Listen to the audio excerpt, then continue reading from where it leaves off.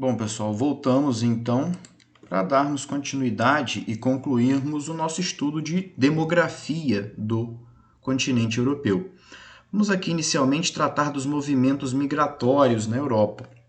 E conforme vimos no vídeo anterior, por conta do baixo crescimento populacional europeu e até mesmo da carência de mão de obra, alguns países passaram a incentivar a entrada de imigrantes para trabalhar em diversos setores no continente europeu, principalmente setores que exigiam menor qualificação, como construção civil, setor de limpeza.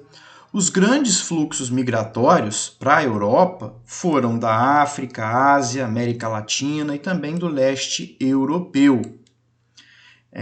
Dois motivos principais para esses movimentos migratórios em direção ao continente europeu. O primeiro é que a Europa oferece boas condições de vida. O segundo é que a língua também é um fator importante. Como assim a língua? Muitos locais da África, da Ásia, falam as mesmas línguas do que países europeus, porque esses locais foram colônias de países europeus. Então, tem vários países na África, na Ásia, que falam francês, falam inglês, e isso facilita a inserção desses trabalhadores quando chegam na Europa. Ex-colônias da França, esses imigrantes se dirigem para a França. Ex-colônias do Reino Unido, da Grã-Bretanha, essas pessoas das ex-colônias da Grã-Bretanha se dirigem para o Reino Unido, que falam inglês. Porém, muitos países estão enfrentando problemas com uma parte da população local ou população nativa que vê no imigrante uma ameaça a seu emprego e à cultura de seu país. Crescem na Europa os movimentos nacionalistas e o sentimento de xenofobia, ódio, pavor, aversão, raiva do estrangeiro, do imigrante. E, para tentar evitar conflitos com a população, os governos de alguns países tomam atitudes, como fechar as fronteiras, estabelecer cotas de imigração. Aqui é um panorama rápido dos movimentos migratórios envolvendo a Europa. Fim do século XIX e primeiras décadas do século XX, olha que curioso, a Europa foi um continente de emigração, saída de pessoas do continente. No século XIX nós temos aí os conflitos da unificação da Itália, da Alemanha, virando países. No século XX, nós temos as duas guerras mundiais e esses conflitos todos fizeram com que a Europa fosse um local de saída de pessoas. Atualmente, porém, a Europa tem recebido muitos imigrantes, principalmente da África e Oriente Médio. Porém, como já vimos nos últimos tempos, o desemprego, até mesmo na Europa, por quê? Várias empresas saindo da Europa em busca de mão de obra mais barata, o próprio desemprego estrutural, a tecnologia retirando postos de emprego. Então, o desemprego mais a imigração clandestina tem gerado a xenofobia no continente europeu. Ódio, pavor, aversão ao imigrante, ao estrangeiro.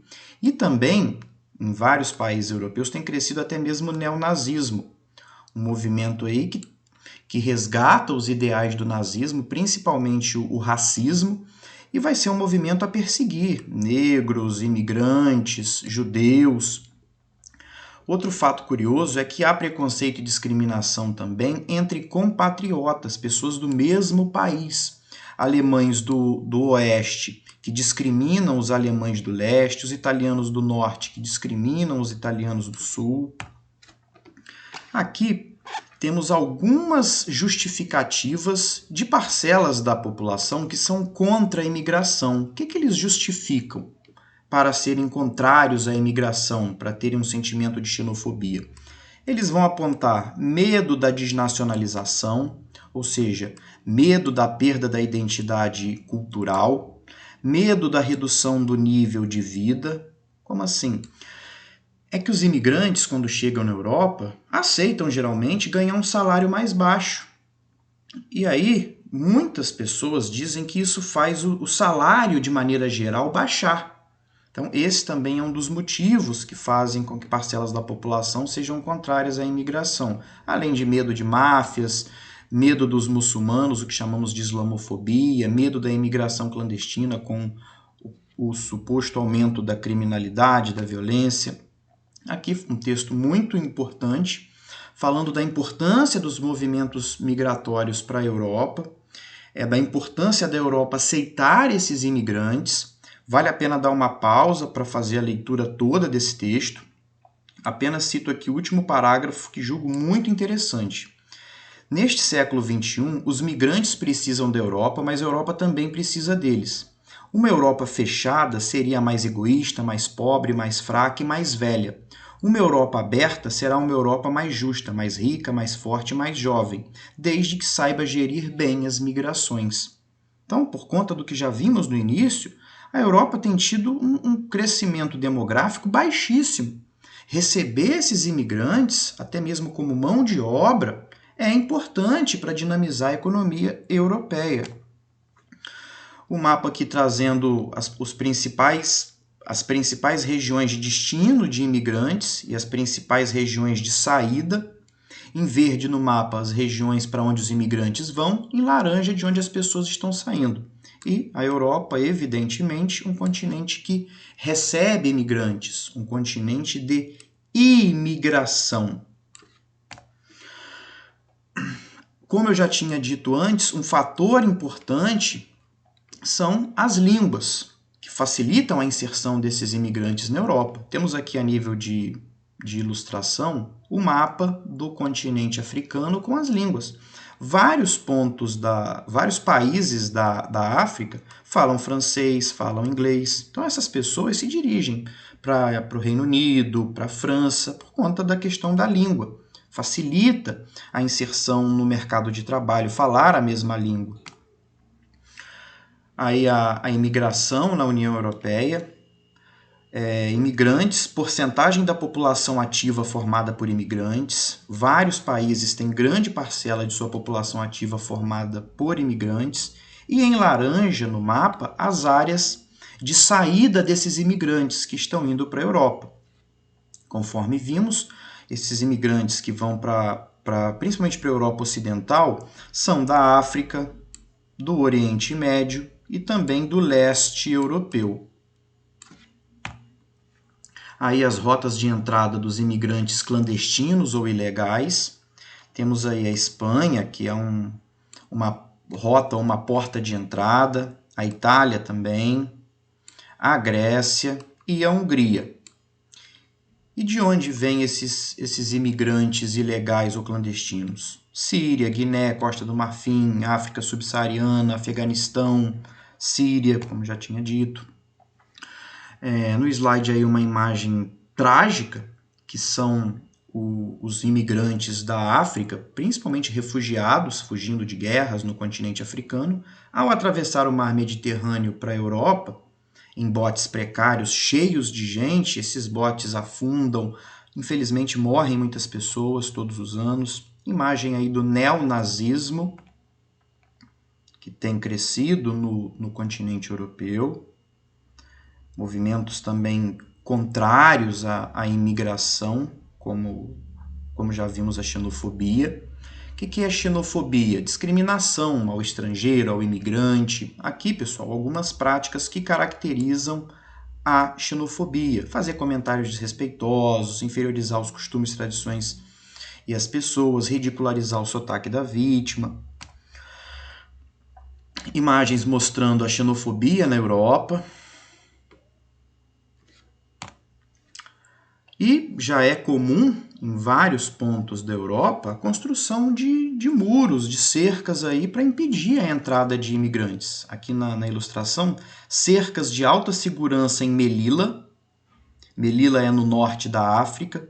Então, a Espanha tem um território no norte da África que separa o território espanhol do Marrocos. E tem cercas lá para impedir a entrada de imigrantes clandestinos ou ilegais. Aí a Grécia também já fez um muro na fronteira com a Turquia. Outro ponto também é o terrorismo na Europa. A Europa tem sido alvo de vários atentados terroristas, principalmente de grupos muçulmanos radicais. E aqui as principais causas para a Europa ser alvo. ódio dos radicais muçulmanos à cultura liberal ocidental, aí a questão dos limites da liberdade de expressão. Como assim os limites da liberdade de expressão? Na Europa é muito comum uma liberdade de expressão muito ampla, liberdade de sátira, ou seja, de debochar, de fazer brincadeiras. E alguns jornais fazem, alguns professores fazem sátira com o profeta Maomé do islamismo, e aí alguns muçulmanos se sentem ofendidos e, por conta disso, cometem atos aí de terrorismo. Outro ponto também que explica o terrorismo é a xenofobia, com que muitos muçulmanos principalmente sofrem na Europa, e a intervenção de países europeus, como a França, por exemplo, no Oriente Médio. Esses fatores explicam, em parte, os atentados terroristas. A França, principalmente, é um alvo muito comum do terrorismo, principalmente dos grupos radicais islâmicos ou muçulmanos, como o Estado Islâmico. A França tem sido um alvo muito comum. Aí, na parte superior, nós temos aí partidos já de vários países europeus contra o que chamam de islamização da Europa, contra os muçulmanos, e cabe aqui salientar que não podemos generalizar, não são todos os muçulmanos ou islâmicos a serem radicais. E a imagem de baixo, sátiras aí ao profeta Maomé, que gera ódio, raiva, tristeza em muitos muçulmanos. E aí a questão, até onde vai a liberdade de expressão ou a liberdade de sátira, que é a liberdade de fazer brincadeiras em tom jocoso, engraçado. E acaba gerando aí tragédias. Agora vamos passar para os conflitos na Europa. Temos aí os conflitos entre os nativos, que são as pessoas que moram nos países, os locais, contra os imigrantes. É um conflito muito comum, que tem sido muito comum na Europa. Na Irlanda do Norte ainda há uma tensão entre católicos e protestantes. Temos os movimentos separatistas na Espanha. Ainda temos instabilidade na antiga Iugoslávia. Kosovo e Vojvodina ainda querem se separar da Sérvia. Temos também uma tensão muito grande na Bélgica entre flamengos e valões, e a Chechênia também, que quer se separar da Rússia, que é a sua independência. Então, pessoal, basicamente a maioria desses conflitos são por conta de termos dentro dos países vários povos,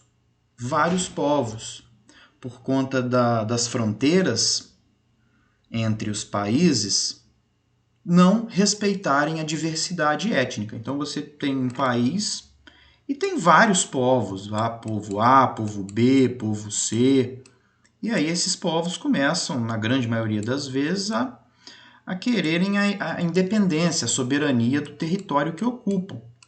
Então, uma das principais causas dos conflitos na Europa são as questões étnicas. Etnia significa povo. Agora vamos falar primeiramente do conflito na antiga Iugoslávia, que já não existe mais. A Iugoslávia é um país que se formou depois da Primeira Guerra Mundial, mas passou a se chamar Iugoslávia mesmo em 1929, e era um país multiétnico. O que é isso? Formado por várias etnias, por vários povos. Depois da Segunda Guerra Mundial, adotou o socialismo e tinha um líder chamado Tito que mantinha o país unido, mantinha o país integrado, em que pese viverem ali vários povos. Porém, com o passar do tempo, na década de 1980, esse líder chamado Tito ele morreu. E logo depois o socialismo já estava em crise, e aí começou na Iugoslávia a questão dos povos quererem se separar da Iugoslávia. Até mesmo porque nós tínhamos vários povos, sendo que o povo sérvio era o que dominava a Iugoslávia. Então os outros povos dentro da Iugoslávia se sentiam discriminados e queriam a independência dos locais em que viviam. Em 91, Eslovênia, Croácia e Macedônia conseguiram se separar da Iugoslávia, conseguiram a sua independência. Teve guerra principalmente da Iugoslávia, do povo sérvio, principalmente na Croácia. Houve conflito na Croácia. Em 92, achando que seguiria o mesmo caminho, a Bósnia também declarou a independência em relação à Iugoslávia. E houve guerra aqui na Bósnia, principalmente do povo bósnio contra o povo sérvio, de 92 a 95. Mas a Bósnia também conseguiu se separar da Iugoslávia. E no ano de 97 começou a recrudescer, a ficar mais intenso também, o movimento separatista em Kosovo, que também queria se separar da Sérvia. E em 2008, o Kosovo conseguiu se separar da Sérvia. Porém, antes, em 2003, no ano de 2003, a Iugoslávia deixa de existir, passando a se chamar Sérvia e Montenegro. Foi o que sobrou da antiga Iugoslávia, apenas a Sérvia e Montenegro, que tinham uma ligação. Em 2006, o Montenegro ele se separa definitivamente da Sérvia. E hoje, o que restou da Iugoslávia é apenas a Sérvia e esse território autônomo aqui chamado Voivodina, que também quer se separar da Sérvia, porque a população aqui, parcela da população de Voivodina é húngara e não sérvia. Da mesma forma que aqui no Kosovo, grandes parcelas da população do Kosovo não são de sérvios, mas sim de albaneses. Então a questão étnica foi muito forte na fragmentação da Iugoslávia. Era um país formado de várias repúblicas que se desintegrou. Hoje não existe mais Iugoslávia. Existe Eslovênia, Croácia, Bósnia, Montenegro, Macedônia, Sérvia e Kosovo. Aí a tabela trazendo os países e os vários povos que viviam dentro desses países. A figura aqui do Tito, que foi o líder que manteve a Iugoslávia unida. Quando ele morreu, começou a desintegrar. Aqui no slide nós temos a cronologia. 91, sai a Eslovênia, Croácia, logo após a Macedônia. 92 a 95, Guerra da Bósnia e a Bósnia também sai. 97, recrudescimento separatista do Kosovo. 2003, fim da Iugoslávia e surgimento da Sérvia e Montenegro. 2006, independência total de Montenegro. 2008, Kosovo declara-se independente. Cabe salientar que muitos países ainda não reconhecem a independência do Kosovo. Aqui nós temos a imagem de Slobodan Milošević, foi um líder da Iugoslávia, condenado aí pela chamada limpeza étnica, ou seja, durante a Guerra da Bósnia, uma parcela do povo da Bósnia queria a independência. E houve um massacre muito grande, principalmente dos muçulmanos que moravam na Bósnia ali. É o que foi chamado de limpeza étnica. Os sérvios, predominantes aí em vários pontos da Iugoslávia, massacraram uma parcela da população da Bósnia, principalmente aí uma população muçulmana da Bósnia. Aqui nós temos o conflito da Bélgica. Temos aqui duas regiões, o Flandres e a Valônia. Aqui no Flandres, eles são neerlandófonos, falam uma língua chamada flamenga. E aqui na Valônia se fala francês. E o Flandres quer se separar dos valões, da Valônia, porque falam que carregam a Valônia nas costas, que é a parte mais rica e essa aqui se beneficia, então querem se separar. A Europa é repleta de movimentos separatistas, principalmente de cunho étnico. Na Espanha também temos dois problemas.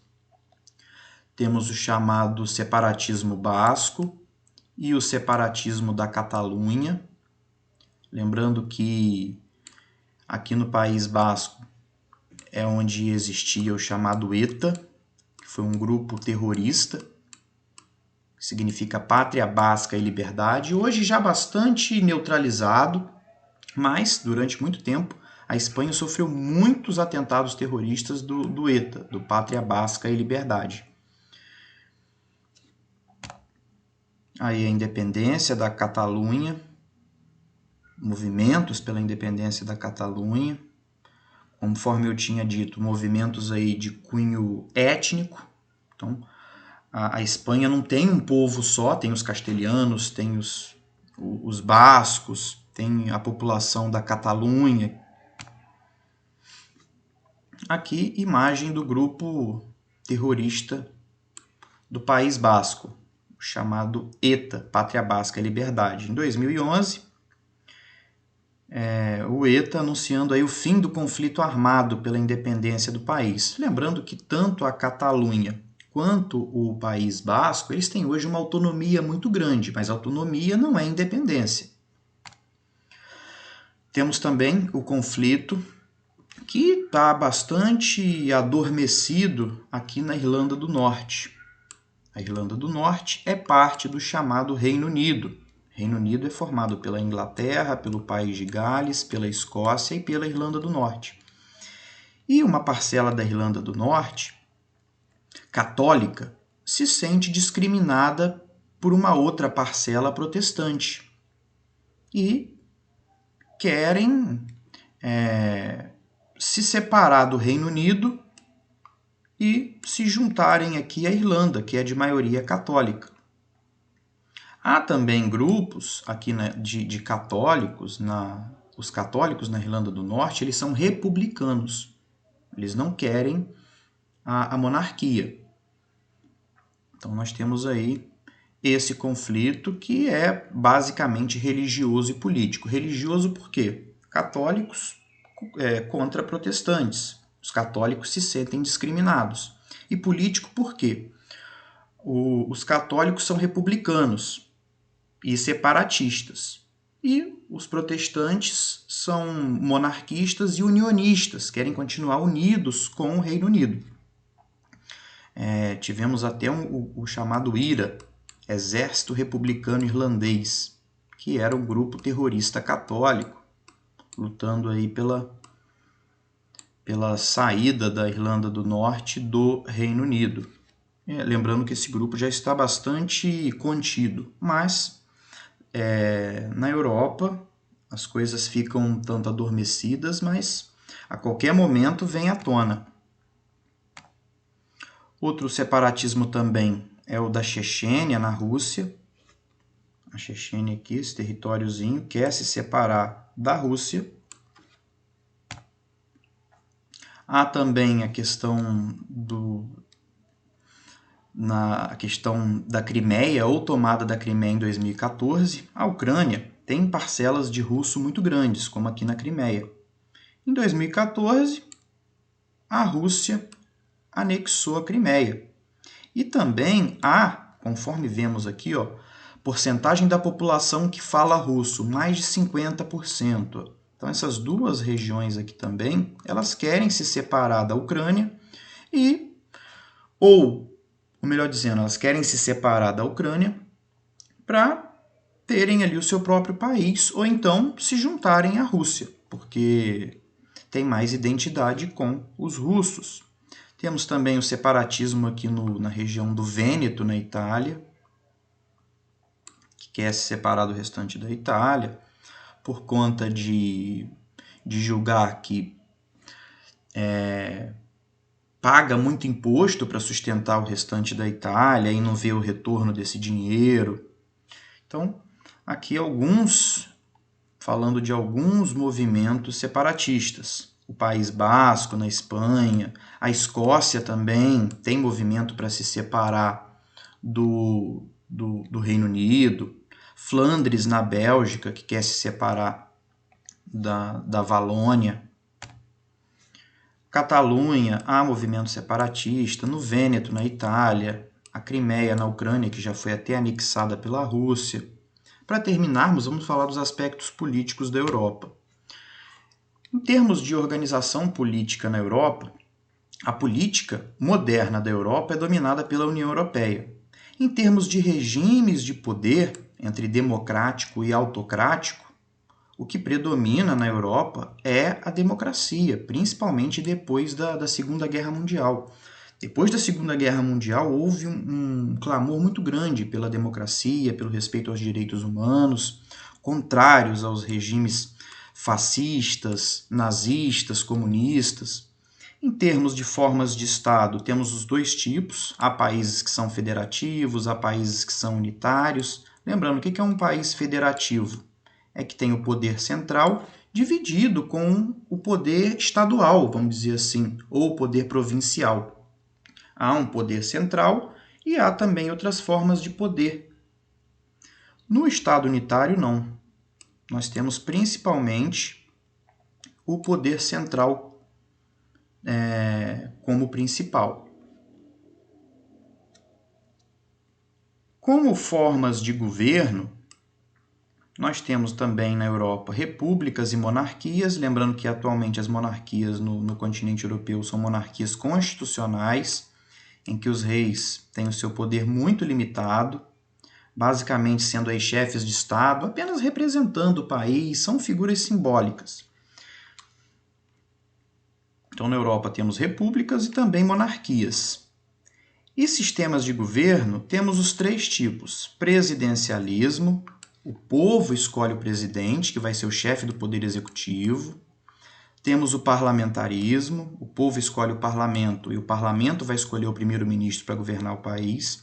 E temos o semipresidencialismo, em Portugal, por exemplo, França.